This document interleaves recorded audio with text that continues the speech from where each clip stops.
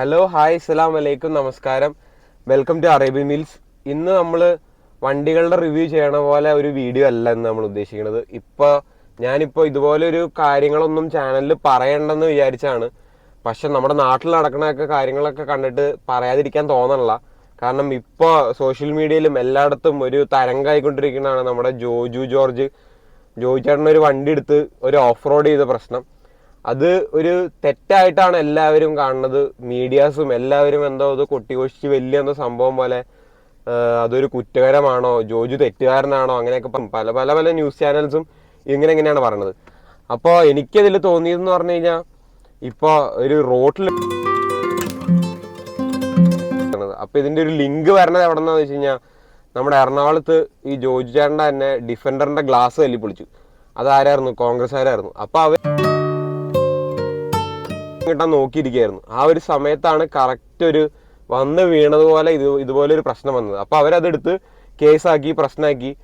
പിന്നെ ഇതൊരു കേസാക്കി പ്രശ്നമാക്കി. അതെന്തായാലും ഇതിപ്പോൾ ഒരു തെറ്റാണെന്ന് പറയാനായിട്ട് എനിക്ക് തോന്നുന്നത് ഒരു തെറ്റാണ്. കാരണം ഒരു പ്രൈവറ്റ് പ്രോപ്പർട്ടിയിലാണ് ആൾ ചെയ്തേക്കുന്നത്. പിന്നെ പ്രൈവറ്റ് പ്രോപ്പർട്ടിയിലാണെങ്കിൽ തന്നെ ഒരു ഓഫ് റോഡ് ഇവന്റ് നടത്തുമ്പോൾ അതിനകത്ത് പാലിക്കേണ്ട സേഫ്റ്റി പ്രിക്കോഷൻസ് എടുത്തിട്ടില്ല. അതാണ് പുള്ളിക്കെതിരെ പറയുന്ന കാര്യം. പക്ഷെ ആ വീഡിയോ ക്ലിപ്പ് ഞാൻ കാണിക്കാം. ആ വീഡിയോ ക്ലിപ്പിൽ നല്ല ക്ലിയർ ആണ്. രണ്ടുപേരും, ഡ്രൈവറും കോ ഡ്രൈവറും ഹെൽമെറ്റ് വെച്ചിട്ടുണ്ട്, സീറ്റ് ബെൽറ്റ് ഇട്ടിട്ടുണ്ട്. പിന്നെ ഒരു നോർമൽ നമ്മുടെ നാട്ടിലുള്ള ഒരു ഓഫ് റോഡ് വണ്ടി, ഒരു ജിപ്സിയോ ഇപ്പൊ നമ്മുടെ മഹീന്ദ്ര താർ അതുപോലത്തെ വണ്ടിയൊന്നും അല്ല, ഒരു ലോക നിലവാരമുള്ളൊരു വണ്ടിയാണ് ഉപയോഗിച്ചേക്കണത്, ജീപ്പിന്റെ റാംഗ്ലർ. അപ്പൊ റാംഗ്ലറിൽ ഇൻബിൽട്ട് ആയിട്ട് ഈ റോൾ ഗേജ് വരുന്നുണ്ട്. അപ്പോൾ ബാക്കിയുള്ള ഓഫ് റോഡ് വണ്ടികളിൽ അത് എക്സ്ട്രാ ഫിറ്റ് ചെയ്യുന്നതാണ്. ഈ വണ്ടി ഇത്രയും വേൾഡിൽ തന്നെ ഈ വണ്ടി ഉണ്ടാക്കിയിരിക്കുന്നത് റോട്ടിൽ ഓടിക്കാൻ വേണ്ടിയിട്ട് മാത്രമല്ല. അവർ തന്നെ പറയുന്നുണ്ട് ഇതൊരു ഓഫ് റോഡ് വണ്ടിയാണ്. അപ്പോൾ അത് വെച്ച് ഇങ്ങനെ ചെയ്തുകൊണ്ട് ഇങ്ങനെ സേഫ്റ്റി പ്രശ്നം വരും, ആൾക്കാർക്ക് ആപത്ത് വരും, അങ്ങനെയൊക്കെ പറയണതൊക്കെ വെറും മണ്ടത്തരാണ്. പിന്നെ ഇത് ചെയ്യണവർക്ക് അറിയാം ഇതിനകത്ത്. പിന്നെ ഇപ്പൊ വന്നിരിക്കുന്ന ഒരു വിവാദം എന്ന് പറഞ്ഞു കഴിഞ്ഞാൽ സേഫ്റ്റി നോക്കിയിട്ടില്ല, അതാണ് പറയണത്. അപ്പോൾ ഇപ്പൊ ജോജുവിനെതിരെയാണുള്ള കേസ് വന്നേക്കണത്. ഈ ഓഫ് റോഡ് ചെയ്യണത് ഇതൊരു പിള്ളേര് വന്നിട്ട് വെറുതെ എന്തൊക്കെയോ ചെയ്തു കൂട്ടുന്ന കാര്യമല്ല. ഇതിനകത്ത് കുറെ മാൻഡേറ്ററി ആയിട്ടുള്ള കുറെ സേഫ്റ്റി പ്രിക്കോഷൻസ് ഉണ്ട്. കാരണം നമ്മൾ അത് ചെയ്തിരിക്കണം, എന്നാലും ഒരു വണ്ടി ട്രാക്കിൽ ഇറക്കാൻ പറ്റുള്ളൂ.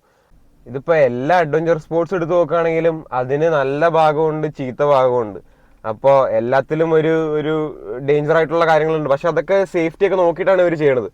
അപ്പോൾ ആ വണ്ടി ഇപ്പം മറിഞ്ഞ് ഇപ്പം എന്തെങ്കിലും പറ്റിയാൽ തന്നെ എന്തിനാ മറ്റുള്ളവർ വിഷമിക്കണത്? ഇപ്പൊ പോയി കഴിഞ്ഞാൽ ആർക്ക് പോയി? ജോയിച്ചേണ്ണും പോയി. പിന്നെ അവിടെ വന്നേക്കണ ആൾക്കാർക്ക് ഇപ്പൊ എന്തെങ്കിലും പറ്റുമെന്ന് പറഞ്ഞാൽ ഇവരെല്ലാവരും സ്വന്തം ഇഷ്ടപ്രകാരം വന്നേക്കണവരാണ്. ഇതൊരു ഓഫ് റോഡ് ഇവന്റ് ആണ്, അത് കാണാൻ വേണ്ടി വന്നേക്കണവരാണ്. പിന്നെ എല്ലാവരെയും ട്രാക്കിന്റെ ഫ്രണ്ടിൽ കൊണ്ടല്ല നിർത്തിയേക്കണം. അതിനനുസരിച്ച് ഡിസ്റ്റൻസും കാര്യങ്ങളൊക്കെ ഇട്ടിട്ടാണ് ഇത് ചെയ്യണത്, ഈ ഒരു ഓഫ് റോഡ് ഇവന്റ് നടത്തുന്നത്. പിന്നെ ഇതിനകത്ത് ഒരു വീഡിയോയിൽ ക്ലിയർ ആയിട്ട് പറയുന്നുണ്ട്, ജോയിച്ചേട്ടൻ്റെ ഒപ്പം ഉണ്ടായിരുന്ന ആളാണ് നമ്മുടെ സിനിമയിലൊക്കെ അഭിനയിക്കുന്ന ബിനു പപ്പു എന്ന് പറഞ്ഞ ആള്. അപ്പോൾ ആ ചേട്ടനാണെങ്കിൽ ക്ലിയർ ആയിട്ട് പറയുന്നുണ്ട്, നമ്മള് ഇപ്പോൾ പുള്ളിയാണ് ഒപ്പം ഇരുന്ന ആൾ. അപ്പോൾ പുറത്തുനിന്ന് ഒരാൾ കാണുന്നതിനേക്കാൾ കൂടുതൽ ആൾക്ക് മനസ്സിലാവും ഈ ഡ്രൈവർ എന്താ ചെയ്തതെന്ന്. അപ്പോൾ ഈ ജോയിച്ചേട്ടൻ ആദ്യമായിട്ടല്ല വണ്ടിയാണത്. പുള്ളിയുടെ ഒരു ബാക്ക്ഗ്രൗണ്ട് എടുത്ത് നോക്കുകയാണെങ്കിൽ തന്നെ ഒത്തിരി വണ്ടികൾ ഓൺ ചെയ്ത് വന്നിട്ടുണ്ട്. ഞാൻ പേഴ്സണലായിട്ട് ആളുടെ വീട് കണ്ടേക്കുന്നതാണ്. അപ്പോൾ ഒരു ഗ്യാരേജ് ഒക്കെ ഉണ്ടാക്കിയിട്ടാണെന്ന് കഴിഞ്ഞാൽ നമ്മൾ നോക്കിയിരുന്നു, കാരണം അത്രയ്ക്ക് വണ്ടി ക്രേസ് ഉള്ള ആളാണ്. അപ്പോൾ ആ ഒരാളെ നമ്മൾ ഇങ്ങനെ ഓരോന്നൊക്കെ പറഞ്ഞ് താഴ്ത്തേണ്ട ഒരു ആവശ്യമുണ്ടെന്ന് എനിക്ക് തോന്നണില്ല. ഈ പറയണ KSUക്കാരും കോൺഗ്രസ്സുകാരും ഒന്നും മോശമൊന്നുമല്ല. എനിക്ക് പേഴ്സണലി അറിയാവുന്ന ഓരോ നേതാക്കളും ലീഡേഴ്സും ഒക്കെ ഉണ്ട്. അവരുടെയൊക്കെ വണ്ടി കണ്ടു കഴിഞ്ഞാൽ അതൊക്കെ ഇങ്ങനെ ഒരു ഓഫ് റോഡ് ഒരു പ്രൈവറ്റ് പ്രോപ്പർട്ടിയിലല്ല, റോഡിലിട്ടാണ് ഓടിക്കുന്നത്. അപ്പൊ അതിനൊന്നും ചോദിക്കാനും പറയാനും ആൾക്കാരില്ലേ? നമ്മുടെ നാട്ടിൽ ഇപ്പൊ നടന്നു വരുന്ന പ്രശ്നം എന്ന് പറഞ്ഞു കഴിഞ്ഞാൽ, വണ്ടിയിൽ എന്തെങ്കിലും ഒന്ന് ചെയ്തു കഴിഞ്ഞാൽ അതെന്തോ ക്രിമിനൽ കുറ്റാണ്. അതുപോലെയാണ് ഇപ്പൊ കാണുന്നത്.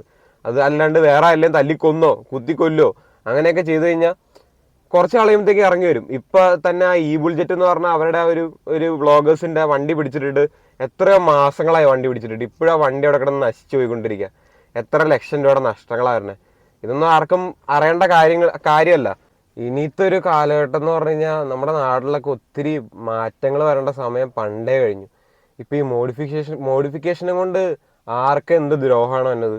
വണ്ടി ഇപ്പൊ ഒന്ന് ട്യൂൺ ചെയ്ത് എഞ്ചിനൊക്കെ മാറ്റി അതൊക്കെ ഓക്കെ, അതൊക്കെ പിടിക്കുന്നതിനൊരു അർത്ഥമുണ്ട്.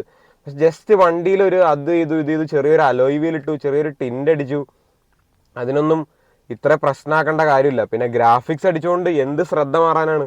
ഇപ്പോൾ ഗ്രാഫിക്സ് അടിച്ചു കഴിഞ്ഞാൽ ആൾക്കാരുടെ ശ്രദ്ധ മാറിപ്പോകുന്നതാണ് പറയുന്നത്. ഇപ്പോൾ വണ്ടി ഓടിക്കുമ്പോൾ തന്നെ വണ്ടിയിലൊരു സ്ക്രീൻ വരുന്നുണ്ട്, വലിയൊരു സ്ക്രീൻ വരുന്നുണ്ട്, ആപ്പിൾ കാർപ്ലേ ആൻഡ്രോയിഡ് ഓട്ടോ ഒക്കെ വരുന്നത്. അപ്പോൾ അതിനകത്തൊക്കെ നമുക്ക് കാര്യങ്ങളൊക്കെ കാണാൻ പാടില്ലേ? അപ്പോൾ സ്ക്രീനിൽ നോക്കി നമ്മുടെ ശ്രദ്ധ പോവില്ലേ? എന്നാൽ പിന്നെ അത് വേണ്ടെന്ന് വെക്കണ്ടേ? അങ്ങനെയൊക്കെ നോക്കി കഴിഞ്ഞാൽ ഒത്തിരി കാര്യങ്ങളുണ്ട്. അപ്പോൾ മോഡിഫിക്കേഷൻ അതൊരു തെറ്റാന്ന് പറയണത് അത് വെറും ഒരു മണ്ടത്തരായിട്ടാണ് എനിക്ക് തോന്നുന്നത്.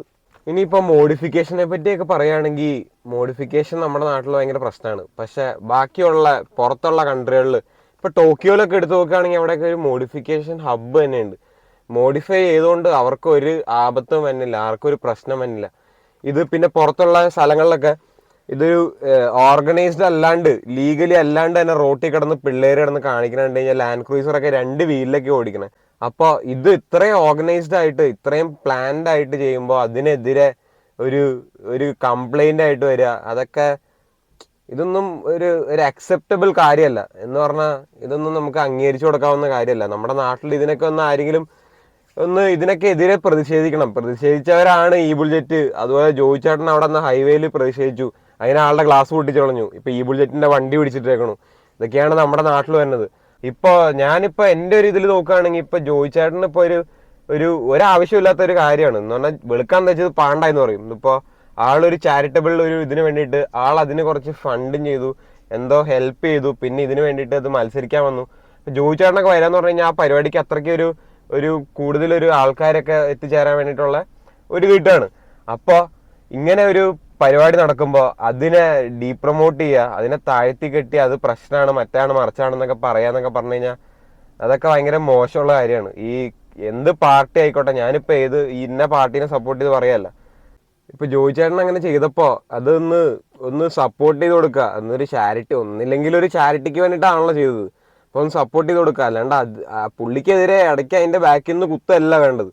കുറച്ച് സപ്പോർട്ട് ചെയ്തില്ലെങ്കിലും ഉപകാരം ചെയ്തില്ലെങ്കിലും ഉപദ്രവിക്കാതിരുന്നൂടെ? ഇപ്പൊ ഈ ഓഫ് റോഡ് ഇവന്റ് ഇത് ആദ്യമായിട്ടൊന്നും അല്ല കേരളത്തിൽ നടക്കുന്നത്. ഇതിപ്പോ ഇഷ്ടം പോലെ നടന്നിട്ടുണ്ട്. ഇതിപ്പോ ആളൊരു സിനിമാടനാണ്, അതുകൊണ്ട് ആൾക്ക് കുറച്ച് പോപ്പുലാരിറ്റി ഉണ്ട്. പിന്നെ ഇത് പോരാത്തതിന് അന്ന് എറണാകുളത്ത് വെച്ച് ആ ഒരു പ്രശ്നം ഉണ്ടായി. അതും കൂടി എടുത്തിട്ട് ഈ KSUക്കാര് ഒരു തുറുപ്പിയിട്ടാക്കിയിട്ട്, ഈ ഒരു പ്രശ്നം ഒരു തുറുപ്പിയിട്ടാക്കിയിട്ട് പുള്ളിക്കെതിരെ ഒരു കംപ്ലൈന്റ് രജിസ്റ്റർ ചെയ്തേക്കാണ്.